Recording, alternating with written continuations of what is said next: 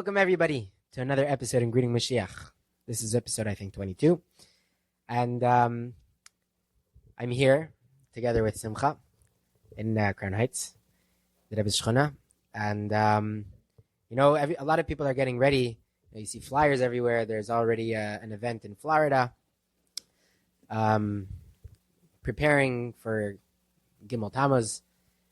And, we've been having discussions on what it means, what Gimel Tammuz is supposed to mean, what are you supposed to do. There's big discussions about what you're supposed to do, how you're supposed to feel, what's going on. So, Simcha, I would like to, have a conversation about, what, I have my feelings, you have your feelings, but I think there has to be a understanding of what is Gimel Tammuz and how, and I guess then our opinion of what should it be and how should we act based on that.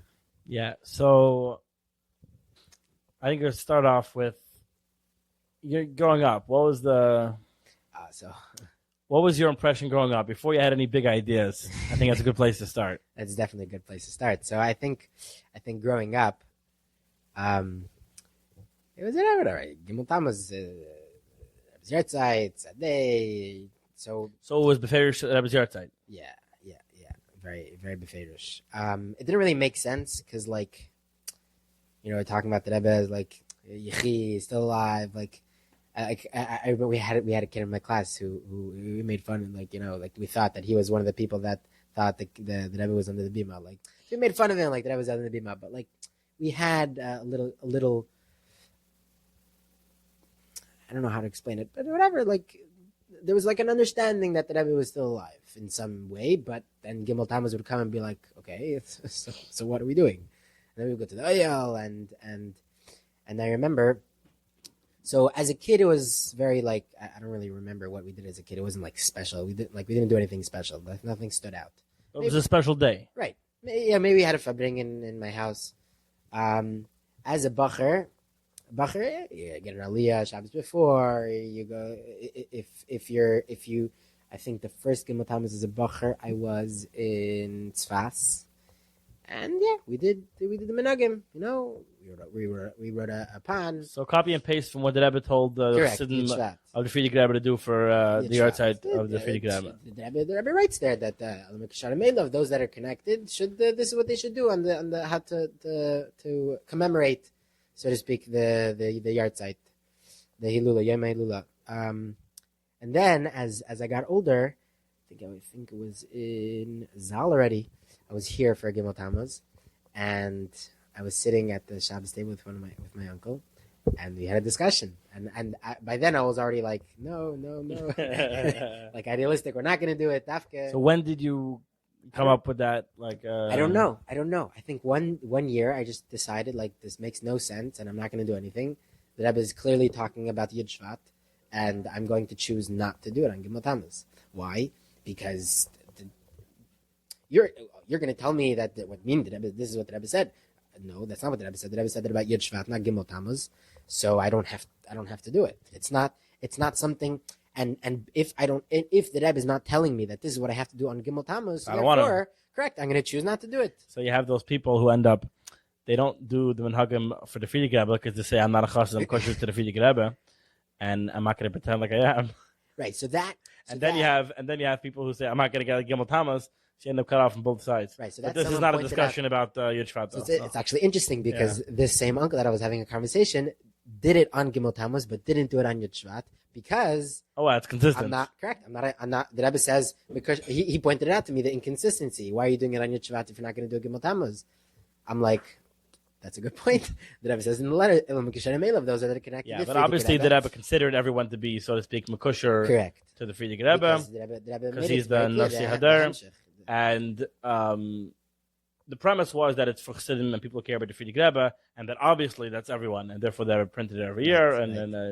That was for the longest time. That was the understanding of Chassidus, certainly the ones that didn't remember the Frierdiker Rebbe, was that we're doing this because the Rebbe cares about this. This is what the Rebbe not so much because we personally are makosher to the Frierdiker Rebbe. It's a clear hirah what to do for Yud Shvat. This is how you celebrate the Yom Tov of Yud Shvat, and it also I think it I don't know this for certain, but it sounded like by the Fabringen, whatever, that it seemed that even in the later years, that when people were celebrating Yud Shvat, not outside Yom Elul, but also outside the Rebbe's accepting of the Nesios, that it was part and parcel of that also.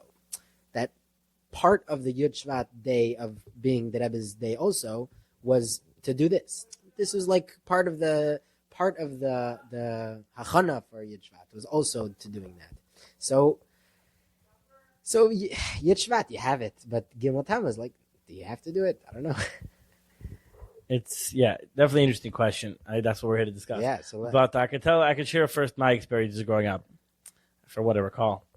So growing up, always it was obvious that I was alive. I can't say I really knew what that meant, but I knew it was very different than any other tzaddik. Right. Not like the Frierdiker Rebbe. I'm like the Alter Rebbe. The Rebbe's alive. Whatever it meant that he was the Rebbe before, he was still the Rebbe, and nothing changed, and then business as usual, so to speak. Didn't know exactly what that meant, but it definitely meant that Gimel Tammuz, was obviously a significant day, but in no way was it the Rebbe's yard site. Like, that wasn't the word I ever used or heard. Like, that wasn't. It's not a yard site. It's not a Yom Hilula. We never used, if I could help it, the lashon of Zia and all the things, the fiction, so to speak, that apply with someone's yard site.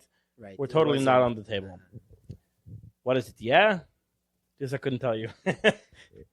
It's a day to Island Pastor. That's what it was. Right. It's a very sad day, or like some Chassidim say, it's the most confusing day of the year.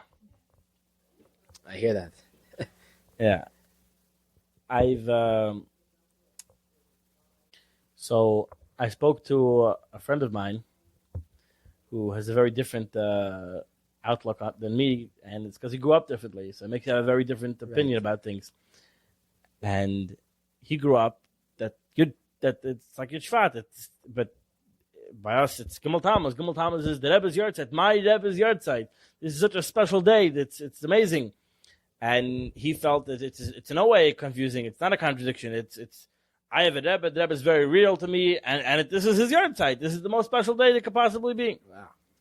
And it's like, I totally didn't grow up the way. I don't see it the way, and I don't think it makes any sense. But he did grow up the way, and to him it does make a lot of sense. Right.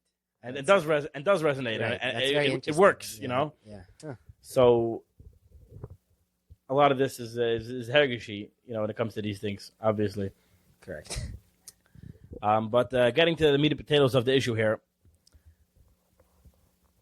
Gimel Tammuz is not a yard site. The Rebbe is not a tzaddik like other tzaddikim. The Rebbe is not a Rebbe like other Rebbes. The most important factor here that we cannot ignore is you have to ask yourself, why did nobody think Gimel Tammuz would happen? There's a reason we're all confused about Gimel Tammuz. How come we're not confused about any other tzaddik's yard site? Right. Well, why is there no eighth Rebbe, right? Well, why? There's a reason. And 1 second. So let's. Yeah. A lot of statements there. Yeah. Aha. So right. That makes sense, right? If you're listening to people that were there and they were part of the things before Gimel Tammuz, right? It wasn't. If you talk to people that were in it, not people that were observing. There was no. It's so interesting. So the reason why they didn't think so, I heard this on a different podcast recently.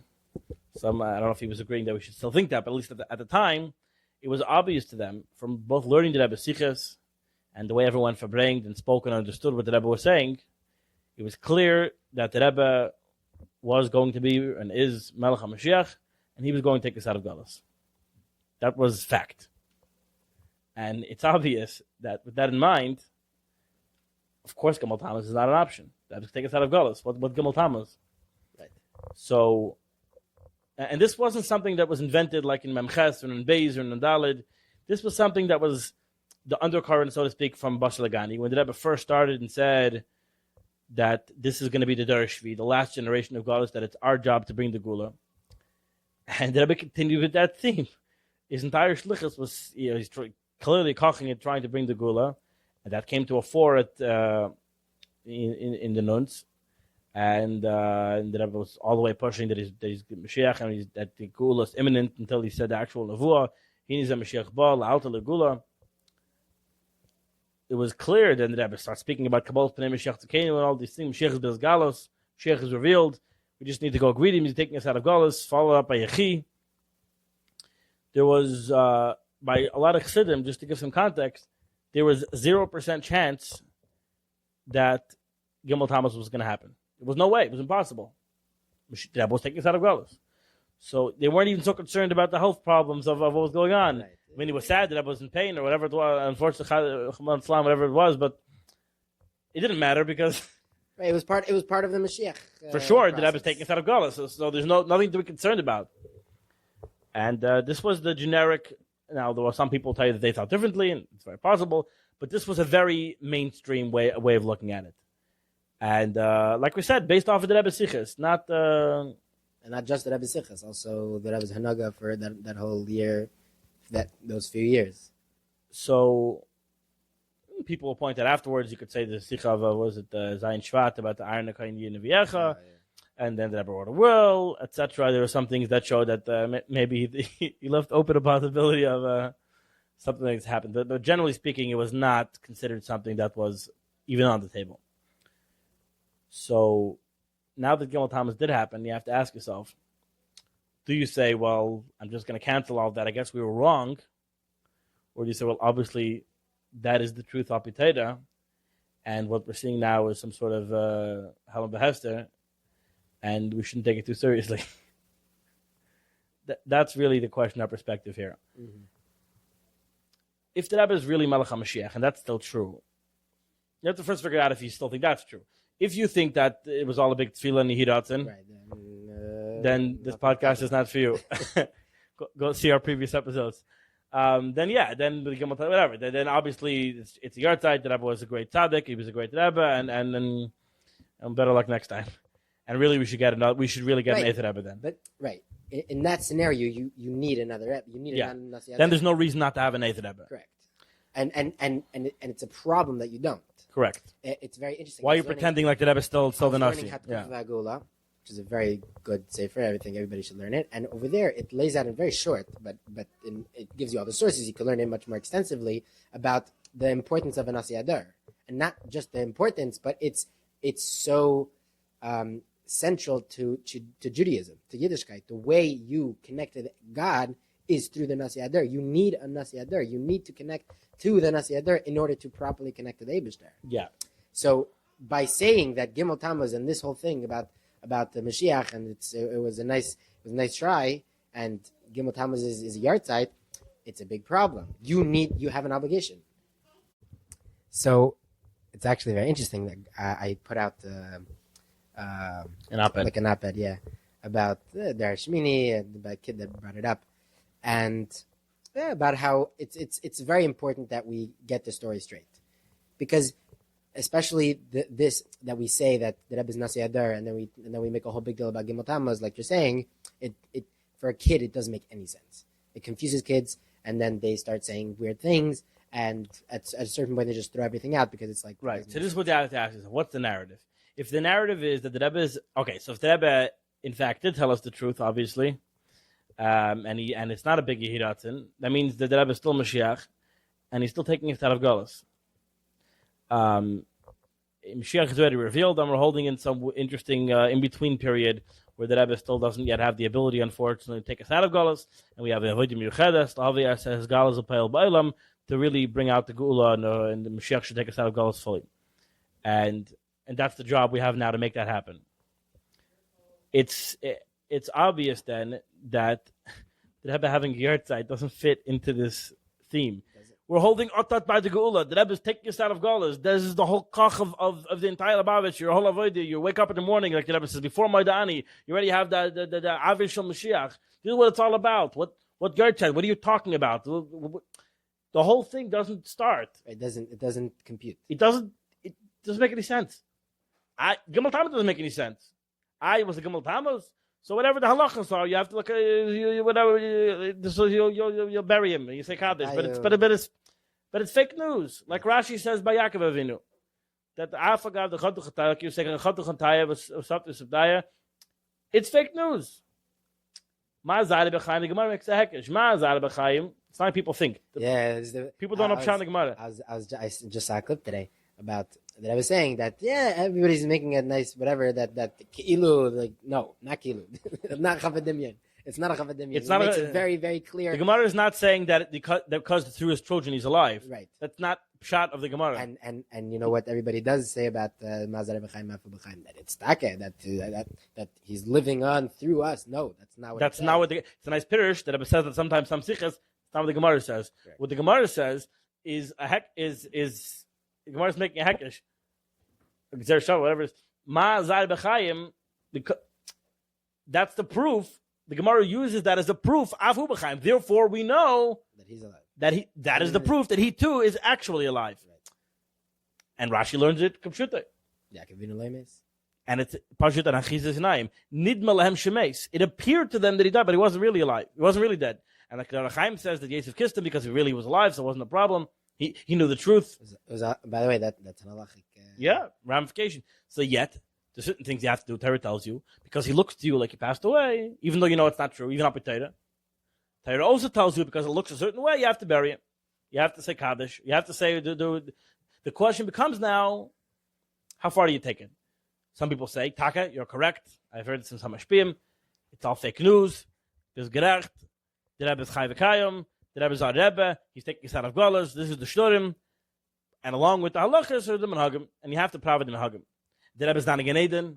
He's not going up any Elis and Shemayim, so there's no reason to say Mishnayos. All the Menhagim don't really apply. What you really earth a candle for? All these Menhagim have to do with a person finishes his Avodah in the world and getting Aliyah and Shemayim.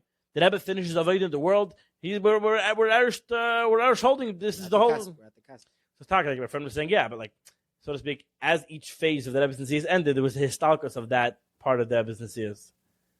So when the Rebbe stops for breaking during the weekday, so there's a histalkus of that Indian. So the Rebbe finished with that Avodah. So we should observe all the. We should observe all the. so too, with the Rebbe's Avodah, so to speak, the way he was interacting with us physically, there's a histalkus of that Indian. So there's an aliyah of that Indian. But why do you have to celebrate each histalkus? Calling all the things histalkus because the Rebbe stopped doing something is a histalkus. It's a bit wishy-washy. Yeah. It's also a weird use of the word. Yeah, no, because it explains in Tanya the histalkus means. Right. Okay. Doesn't mean removing. It means that it's there in a mark of the Kaifin. Right. So I hear you. It's not peculiar. The Rebbe's not. You can't see the Rebbe now. Most of us, at any rate. So what are you supposed to do? So my hegesh is that as much as you can, try to not do the minhagim if you don't have to, because Taka they don't apply, because they're not on theme, because the Rebbe is not being done in Gan Eden. The Rebbe didn't finish the Avodah in the world. The Avodah is to bring the Gula. That is the Rebbe. He's here to bring the Gula. And we're still in the middle of that. Until we do that, Tavavalerik. To quote the Rebbe. This is the job. This is the mission. This is what matters. So the Rebbe is right now in the middle of his Avodah to bring the Gula. It's up to us right now. But the Rebbe explains, it's up to Mashiach. We're the ones maybe who have to make it happen, but right. The thing is, he's a Mashiach right now. He has to take us out of Gala. So how could you? What has no and you know from the Gemara, Mashiach is sitting at the gates of Rome. Mashiach is doing one bad digit at a time. Any second he's waiting to take us out of Galas. Mashiach's not in Gan Eden being that Maziv Shechina. Yeah, that's. So why would you want to prave the yard site? The Rebbe has a yard site, and he says we'll celebrate his life, his living legacy, how we continue on in the mission, as if. And you try to fit in for you still the Rebbe, and it gets all confusing, and it doesn't really work. You say, there's such a far, like I mentioned, that it doesn't make sense, and you should do them anyways, because they are from Tan. Okay, after. But the issue is like I was saying is that it doesn't work because at the end of the day, other people don't know what your Hergish is. They just see what your Hanhag is. Then once part of those Menhagim is getting yourself a new Rebbe also. Correct. If you want to follow the Menhagim. Correct. If you want to follow, if it's the same thing like Yud Shvat, where we had a Lepoyo with all the things that Rebbe said about the Fidig Rebbe is with us and he's alive and the Shemfim Fidais the Gar is a Nachmar Lebedike, Nachmar Starke, Nachmar Active. It was Lepoyo. There was another Rebbe on the ground. Because the Rebbe explains, Moshe Rabbeinu's neshama must always be in the guf gashmi of the Nasi Ader. Not in all the Am, that's but in the Nasi Ader. And therefore, the Rebbe is still alive. Moshe's neshama is still in the Rebbe. The Rebbe didn't go anywhere. He's with us. There's a Halam, and what's Gimel Tammuz? It's a Halam B'Hester. There's a mimer of the Rebbe, Hasam Noshin B'Chayim. It's a Gimel Tammuz mimer. And there the Rebbe explains Korach's mistake, that he wanted Helam for the sake of Helam. He says, why? Because Helam is a good thing. Gashmis is a good thing. The Eibishter created the second day separation between the heavens and the earth, and it's really much higher. And he's correct that the last love will be revealed. The sherish of Gashmis and of Timtum, and which you need Tim to create Gashmis, is really much higher. The problem is during Galus, it's impossible to reveal that. You'll just end up with Yinichet Techitzenim. It doesn't work. During Galus, you have to want Gilei. During Galus, Timtum is B'Shvela Gilei. During Galus, you need the Mayim Tachtenim. The Eibishter separated between the higher and lower waters in the second day. Mayim Tachtenim Beichen Anan Bein Lemeva Kami Malka. We want to be with the higher waters. Only after doing that, Lasad Lavai will it be revealed the Maila of the Mayim Tachtenim themselves. But during Galus, Gimel Tammuz is not a good day. It's not a Maila. You have to want the Gilei. And you have to make sure also, whatever you say to Pshat, because this could really work in any way you understand it, but the point is, what should be the Hergish? It's a day of pain. It's not a day of celebration. We're not Lag Beimer is the day we celebrate the life of the Ashby. All of his things are Begilei. Gimel Tammuz is a day of extreme pain. It's not of longing, of chassidin, that they want to be with the Rebbe. They want the Rebbe to take them out of Galus. That's the focus. The art set of any tzaddik is very sad, but in retrospect, it becomes a celebration of their life, because on that day, their life is shining. By the Rebbe, it's about the mission at hand right now. And as an aside, I feel like the Rebbe is a good test. If you want to have ashpas, they'll give you ashpas. if you want to prove, the Rebbe is not going to tell you how to do this. In general, about the whole Kabbalah Malchus thing, the Rebbe will go with you. He's not going to. It has to come from the Am. So if you want to prove that the Gimel Tammuz is the yard site and you're going to get ashpas, fine, you'll have the ashpas. It'll happen. Whatever, yeah, you'll have brachas, you'll have whatever you need. It's obviously a very special day, but that's not the Indian. And I've heard it explained. What should it be compared to Tisha B'Av? Does anyone make a hachana for Tisha B'Av? Like it sounds crazy. We do things. We learn Hilchos Beis Bechira. We kochen it. We talk about it. But we don't prepare. We don't make hachana. Is what you make before you get a great hashpah. You want to have proper keli. You make hachana because of the great special day. And like I said, right? Yeah, as we come closer to the Gula, just like Tisha B'Av, even though obviously Chassidim we care tremendously about the Galus and the Galus of Shechina and the Galus we don't have the Gula. Yet we tend to treat we tend to try to be happy and as much as we can not be too sad on Tisha B'Av. We throw beans and then we get upset at people for throwing beans and then we talk about anyways. What's the point? That as we get closer to the Gula, like when Tisha B'Av fell out on Shabbos, the Rebbe was so happy and eating even about Shal Shudas. We're going towards the Gula. We have our eye towards the future. We're not looking back. This that we're saying you have to want Gila doesn't mean living in the past. We're looking forward to the Gula, that the way it should be. The Rebbe needs to take us out of Galus, like he promised us, and a lot of this is captured in the song, is a camp song, in the Early Praise to the tune of Vani Mammon, and it captures a lot of the points there. It's very meduyik, if anyone knows the song, and it really kind of captures the feeling of how he's going to the aisle, he's crying, but the Rebbe is crying and he's here with us, really. And I know you're truly alive, and you're leading us, guiding us, and giving us life. That's the key function of the Nasi Ador, that he gives life to the entire generation, to the entire people. He's still giving us life. Nothing changed. And yet we're asking that he should come back. What does that mean? Because Lamata down here that we should see you. Again. And fulfill your promise, take us out of God, as it says there. You're crying, Yechia Melech. That's what you're crying. That's the theme. It's one thing. The Rebbe told us he would take us out of Galus. He needs to take us out of Galus. Doesn't mean we give up and just fill us the chafem. The whole point is Lapayel, that we're left in this situation after Gimel Tammuz. Take a hint. It's up to us to make it happen. You know what I'm saying? They have a job to do, and we have to do it.